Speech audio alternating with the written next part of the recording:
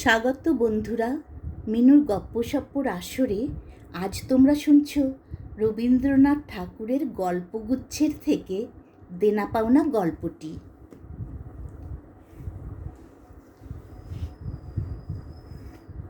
পাঁচ ছেলের পর যখন এক কন্যা জন্মিল, তখন বাপ মায়ে অনেক আদর করিয়া তাহার নাম রাখিলেন নিরুপমা। এ গোষ্ঠীতে এমন শৌখিন নাম ইতিপূর্বে কখনো শোনা যায় নাই। প্রায় ঠাকুর দেবতার নামই প্রচলিত ছিল। গণেশ, কার্তিক, পার্বতী তাহার উদাহরণ। এখন নিরুপমার বিবাহের প্রস্তাব চলিতেছে। তাহার পিতা রামসুন্দর মিত্র অনেক খোঁজ করেন, কিন্তু পাত্র কিছুতেই মনের মতন হয় না। অবশেষে মস্ত এক রায়বাহাদুরের ঘরের একমাত্র ছেলেকে সন্ধান করিয়া বাহির করিয়াছেন। উক্ত রায়বাহাদুরের পৈতৃক বিষয় আশয় যদিও অনেক হ্রাস হইয়া আসিয়াছে, কিন্তু বনেদি ঘর বটে। বরপক্ষ হইতে 10,000 টাকা পণ এবং বহুল দান সামগ্রী চাহিয়া বসিল। রামসুন্দর কিছু মাত্র বিবেচনা না করিয়া তাহাতেই সম্মত হইলেন। এমন পাত্র কোনো মতে হাতছাড়া করা যায় না। কিছুতেই টাকার জোগাড় আর হয় না। বাধা দিয়া বিক্রয় করিয়া অনেক চেষ্টাতেও 6,7 বাকি রহিল। এদিকে বিবাহের দিন নিকট হইয়া আসিয়াছে। অবশেষে বিবাহের দিন উপস্থিত হইল। নিতান্ত অতিরিক্ত সুদে একজন বাকি টাকাটা ধার দিতে স্বীকার করিয়াছিল, কিন্তু সময়কালে সে উপস্থিত হইল না। বিবাহ সভায় একটা তুমুল গোলযোগ বাঁধিয়া গেল।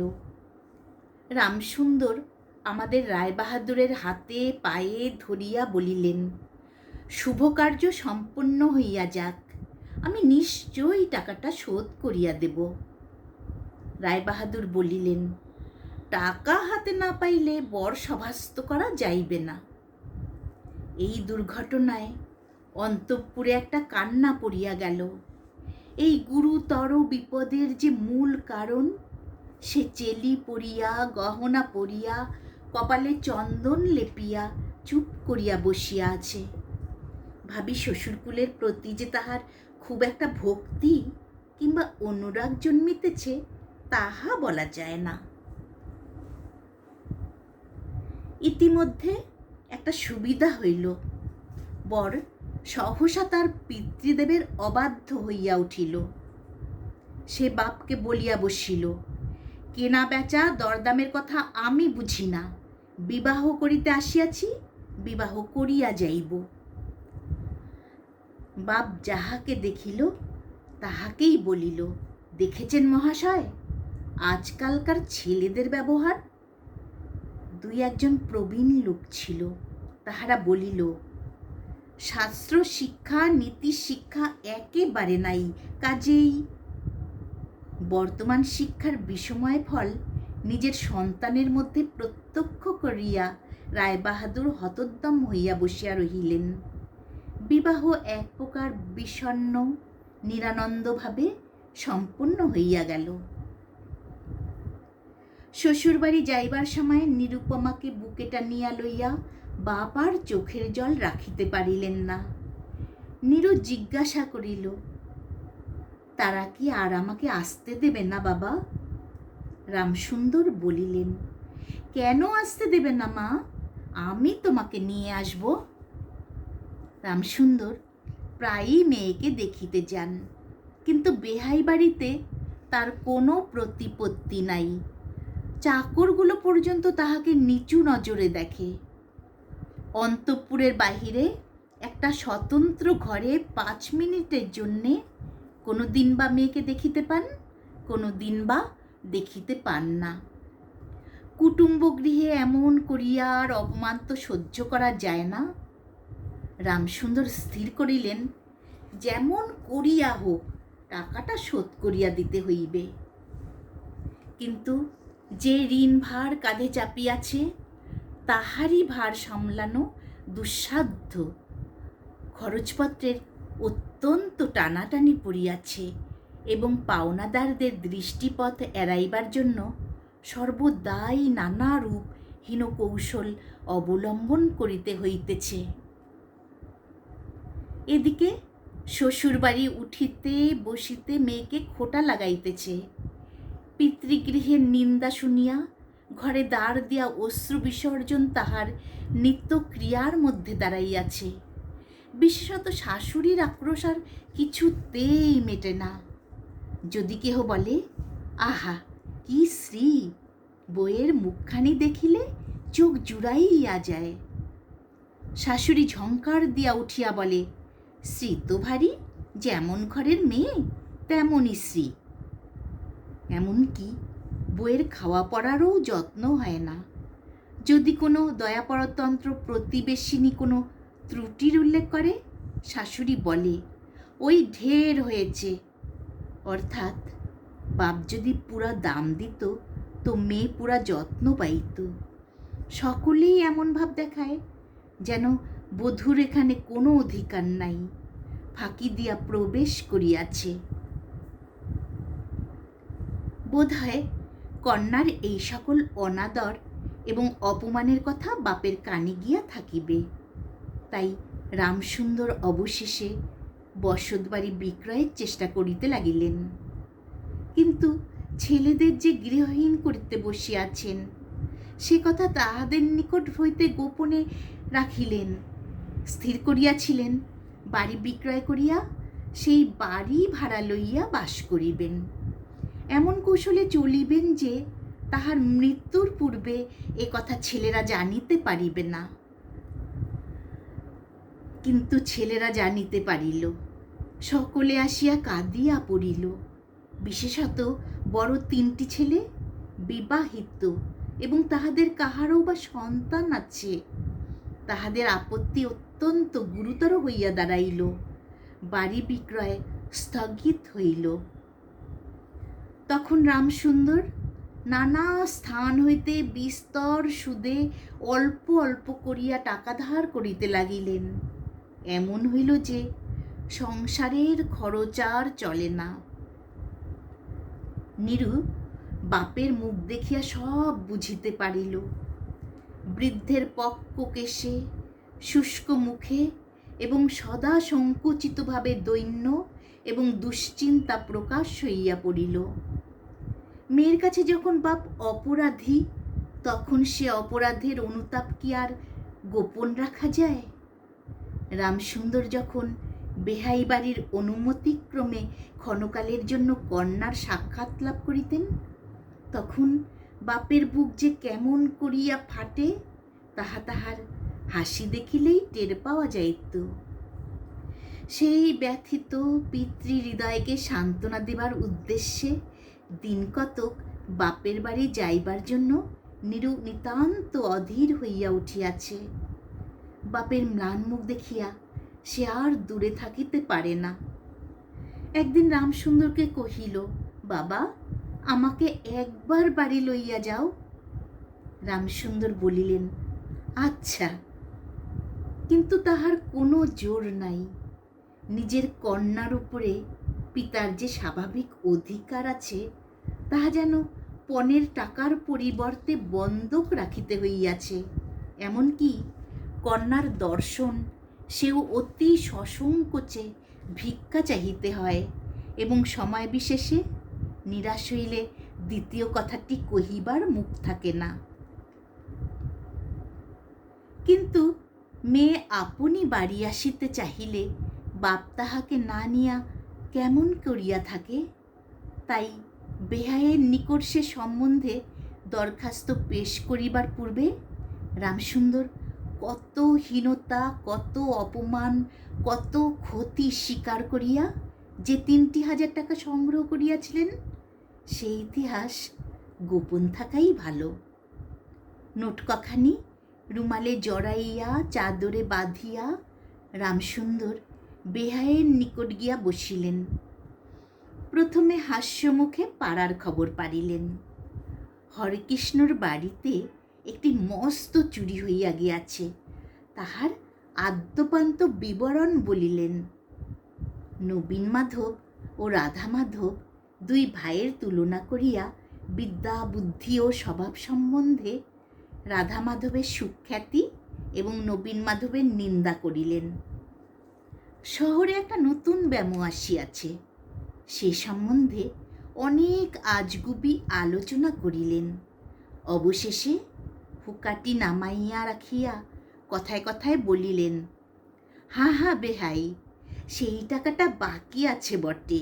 রোজই মনে করি যাচ্ছি অমনি হাতে করে কিছু নিয়ে যাই, কিন্তু সময়কালে মনে থাকে না। আর ভাই, বুড়ো হয়ে পড়েছি। এমনি এক দীর্ঘ ভূমিকা করিয়া পঞ্জরের তিনখানি অস্থির মতো সেই তিনখানি নোট যেন অতি সহজে অতি অবহেলে বাহির করিলেন। সবেমাত্র ৩,০০০ টাকার নোট দেখিয়া রায়বাহাদুর অট্টহাস্য করিয়া উঠিলেন। বলিলেন, থাক বেহাই, ওতে আমার কাজ নেই। একটা প্রচলিত বাংলা প্রবাদের উল্লেখ করিয়া বলিলেন, সামান্য কারণে হাতে দুর্গন্ধ করিতে তিনি চান না। এই ঘটনার পরে মেয়েকে বাড়ি আনিবার প্রস্তাব কাহারও মুখে আসে না। কেবল রামসুন্দর ভাবিলেন, সে সকল কুটুম্বিতার সংকোচ আমাকে আর শোভা পায় না। মর্মাহতভাবে অনেকক্ষণ চুপ করিয়া থাকিয়া অবশেষে মৃদুস্বরে কথাটা পারিলেন। রায়বাহাদুর কোনো কারণ মাত্র উল্লেখ না করিয়া বলিলেন, সে এখন হচ্ছে না। এই বলিয়া কর্মোপলক্ষে স্থানান্তরে চলিয়া গেলেন। রামসুন্দর মেয়ের কাছে মুখ না দেখাইয়া কম্পিত হস্তে কয়েকখানি নোট চাদরের প্রান্তে বাঁধিয়া বাড়ি ফিরিয়া গেলেন। মনে মনে প্রতিজ্ঞা করিলেন, যত দিন না সমস্ত টাকা শোধ করিয়া দিয়া অসংকোচে কন্যার উপরে দাবি করিতে পারিবেন, ততদিন আর বেহাই বাড়ি যাইবেন না। বহুদিন গেল। নিরুপমা লোকের উপর লোক পাঠায়, কিন্তু বাপের দেখা পায় না। অবশেষে অভিমান করিয়া লোক পাঠানো বন্ধ করিল। তখন রামসুন্দরের মনে বড় আঘাত লাগিল, কিন্তু তবু গেলেন না। আশ্বিন মাস আসিল। রামসুন্দর বলিলেন, এবার পূজার সময় মাকে ঘরে আনিবই, নহিলে আমি। খুব একটা শক্ত শপথ করিলেন। পঞ্চমী কি ষষ্ঠীর দিনে আবার চাদরের প্রান্তে গুটি কতক নোট বাঁধিয়া রামসুন্দর যাত্রার উদ্যোগ করিলেন। 5 বৎসরের এক নাতি আসিয়া বলিল, দাদা, আমার জন্যে গাড়ি কিনতে যাচ্ছিস? বহুদিন হইতে তাহার ঠেলা গাড়িতে চড়িয়া হাওয়া খাইবার শখ হইয়াছে, কিন্তু কিছুতেই তাহা মিটিবার উপায় হইতেছে না। 6 বৎসরের এক নাতিনী আসিয়া সরোদনে কহিল, পূজার নিমন্ত্রণে যাইবার মতো তাহার একখানিও ভালো কাপড় নাই। রামসুন্দর তাহা জানিতেন এবং সে সম্বন্ধে তামাক খাইতে খাইতে বৃদ্ধ অনেক চিন্তা করিয়াছেন। রায়বাহাদুরের বাড়ি যখন পূজার নিমন্ত্রণ হইবে, তখন তাহার বধূগণকে অতি যৎসামান্য অলঙ্কারে অনুগ্রহ পাত্র দরিদ্রের মতো যাইতে হইবে। এ কথা স্মরণ করিয়া তিনি অনেক দীর্ঘ নিঃশ্বাস ফেলিয়াছেন, কিন্তু তাহাতে তাহার ললাটের বার্ধক্য রেখা গভীরতর অঙ্কিত হওয়া ছাড়া আর কোনো ফল হয় নাই। দৈন্য পীড়িত গৃহের ক্রন্দনধ্বনি কানে লইয়া বৃদ্ধ তাহার বেহাই বাড়িতে প্রবেশ করিলেন। আজ তাহার সে সংকোচ ভাব নাই। দ্বাররক্ষী এবং ভৃত্যদের মুখের প্রতি সে চকিত সলজ্জ দৃষ্টিপাত দূর হইয়া গিয়াছে, যেন আপনার গৃহে প্রবেশ করিলেন। শুনিলেন রায়বাহাদুর ঘরে নাই, কিছুক্ষণ অপেক্ষা করিতে হইবে। মনের উচ্ছ্বাস সংবরণ করিতে না পারিয়া রামসুন্দর কন্যার সহিত সাক্ষাৎ করিলেন। আনন্দে দুই চোখ দিয়া জল পড়িতে লাগিল। বাপও কাঁদে, মেয়েও কাঁদে, দুইজনে কেহ আর কথা কহিতে পারে না। এমন করিয়া কিছুক্ষণ গেল। তারপরে রামসুন্দর কহিলেন, এবার তোকে নিয়ে যাচ্ছি মা, আর কোনো গোল নাই। এমন সময়ে রামসুন্দরের জ্যেষ্ঠ পুত্র হরমোহন তাহার দুটি ছোট ছেলে সঙ্গে লইয়া সহসা ঘরে প্রবেশ করিলেন। পিতাকে বলিলেন, বাবা, আমাদের তবে এবার পথে ভাসালে? রামসুন্দর সহসা অগ্নিমূর্তি হইয়া বলিলেন, তোদের জন্য কি আমি নরকগামী হব? আমাকে তোরা আমার সত্য পালন করতে দিবি নে? রামসুন্দর বাড়ি বিক্রয় করিয়া বসিয়া আছেন। ছেলেরা কিছুতে না জানিতে পায়।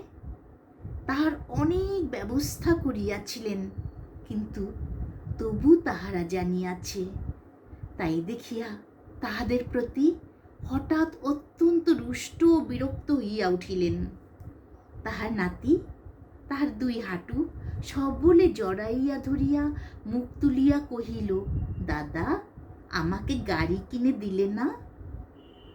নত শির রামসুন্দরের কাছে বালক কোনো উত্তর না পাইয়া নীরুর কাছে গিয়া কহিল, পিসিমা, আমাকে একখানা গাড়ি কিনে দেবে? নিরুপমা সমস্ত ব্যাপার বুঝিতে পারিয়া কহিল, বাবা, তুমি যদি আর এক পয়সা আমার শ্বশুরকে দাও, তাহলে আর তোমার মেয়েকে দেখতে পাবে না, এই তোমার গা ছুঁয়ে বললুম। রামসুন্দর বলিলেন, ছি মা, অমন কথা বলতে নেই। আর এই টাকাটা যদি আমি না দিতে পারি, তাহলে তোর বাপের অপমান আর তোরও অপমান। নীরু কহিল, টাকা যদি দাও তবেই অপমান। তোমার মেয়ের কি কোনো মর্যাদা নেই? আমি কি কেবল একটা টাকার থলি? যতক্ষণ টাকা আছে ততক্ষণ আমার দাম। না বাবা, এ টাকা দিয়ে তুমি আমাকে অপমান করো না। তাছাড়া আমার স্বামী তো এই টাকা চান না। রামসুন্দর কহিলেন, তাহলে তোমাকে যেতে দেবে না মা? নিরুপমা কহিল, না দেয় তো কি করবে বলো? তুমিও আর নিয়ে যেতে চেও না। রামসুন্দর কম্পিত হস্তে নোটবাঁধা চাদরটি কাঁধে তুলিয়া আবার চোরের মতো সকলের দৃষ্টি এড়াইয়া বাড়ি ফিরিয়া গেলেন। কিন্তু রামসুন্দর এই যে টাকা আনিয়াছিলেন এবং কন্যার নিষেধে সে টাকা না দিয়াই চলিয়া গিয়াছেন, সে কথা গোপন রহিল না। কোনো স্বভাব কৌতূহলী দ্বারলগ্ন কর্ণদাসী নীরুর শাশুড়িকে এই খবর দিল। শুনিয়া তাহার আর আক্রোশের সীমা রহিল না। নিরুপমার পক্ষে তাহার শ্বশুর বাড়ি সরসজ্জা হইয়া উঠিল। এদিকে তাহার স্বামী বিবাহের অল্পদিন পরেই ডেপুটি ম্যাজিস্ট্রেট হইয়া দেশান্তরে চলিয়া গিয়াছে এবং পাছে সংসর্গ দোষে হীনতা শিক্ষা হয়, এইও জোরে সম্প্রতি বাপের বাড়ির আত্মীয়দের সহিত নীরুর সাক্ষাৎকার সম্পূর্ণ নিষিদ্ধ হইয়াছে। এই সময়ে নীরুর একটা গুরুতর পীড়া হইল, কিন্তু সেজন্য তাহার শাশুড়িকে সম্পূর্ণ দোষ দেওয়া যায় না। শরীরের প্রতি সে অত্যন্ত অবহেলা করিত। কার্তিক মাসের হিমের সময় সমস্ত রাত মাথার দরজা খোলা, শীতের সময় গায়ে কাপড় নাই, আহারের নিয়ম নাই। দাসীরা যখন মাঝে মাঝে খাবার আনিতে ভুলিয়া যাইত, তখন যে তাহাদের একবার মুখ খুলিয়া স্মরণ করাইয়া দেওয়া, তাহাও সে করিত না। সে যে পরের ঘরের দাসদাসী এবং কর্তা গৃহিণীদের অনুগ্রহের উপর নির্ভর করিয়া বসিয়া আছে, এই সংস্কার তাহার মনে বদ্ধমূল হইতেছিল। কিন্তু এরূপ ভাবাটাও শাশুড়ির সহ্য হইত না। যদি আহারের প্রতি বধূর কোনো অবহেলা দেখিতেন, তবে শাশুড়ি বলিতেন, নবাবের বাড়ির মেয়ে কি না, গরিবের ঘরের অন্ন ওর মুখে রোচে না। কখনো বা বলিতেন, দেখো না একবার, ছিঁড়ি হচ্ছে দেখো না, দিনে দিনে যেন পুরা কাঠ হয়ে যাচ্ছে। রোগ যখন গুরুতর হইয়া উঠিল, তখন শাশুড়ি বলিলেন, ওর সমস্ত ন্যাকামি। অবশেষে একদিন নীরু সবিনয়ে শাশুড়িকে বলিল, বাবাকে আর আমার ভাইদের একবার দেখব মা। শাশুড়ি বলিলেন, কেবল বাপের বাড়ি যাইবার ছল। কেহ বলিলে বিশ্বাস করিবে না, যেদিন সন্ধ্যার সময় নীরুর শ্বাস উপস্থিত হইল, সেই দিন প্রথম ডাক্তার দেখিল এবং সেই দিন ডাক্তারের দেখা শেষ হইল। বাড়ির বড় বউ মরিয়াছে, খুব ধুম করিয়া অন্ত্যেষ্টিক্রিয়া সম্পন্ন হইল। প্রতিমা বিসর্জনের সমারোহ, জেলার মধ্যে রায়চৌধুরীদের যেমন লোকবিখ্যাত প্রতিপত্তি, বড় বউয়ের সৎকার সম্বন্ধে রায়বাহাদুরদের তেমনই একটা খ্যাতি রটিয়া গেল। এমন চন্দন কাষ্ঠের চিতা এ মুলুকে কেহ কখনো দেখে নাই। এমন ঘটা করিয়া শ্রাদ্ধও কেবল রায়বাহাদুরদের বাড়িতেই সম্ভব, এবং শোনা যায় ইহাতে তাহাদের কিঞ্চিত ঋণ হইয়াছিল। রামসুন্দরকে সান্ত্বনা দিবার সময় তাহার মেয়ের যে কি রূপ মহাসমারোহে মৃত্যু হইয়াছে, সকলেই তাহার বহুল বর্ণনা করিল। এদিকে ডেপুটি ম্যাজিস্ট্রেটের চিঠি আসিল, আমি এখানে সমস্ত বন্দোবস্ত করিয়া লইয়াছি, অতএব অবিলম্বে আমার স্ত্রীকে এখানে পাঠাইবে। রায়বাহাদুরের মহিষী লিখিলেন, বাবা, তোমার জন্যে আর একটি মেয়ের সম্বন্ধ করিয়াছি, অতএব অবিলম্বে ছুটি লইয়া এখানে আসিবে। এবারে 20,000 টাকা পণ এবং হাতে হাতে আদায়।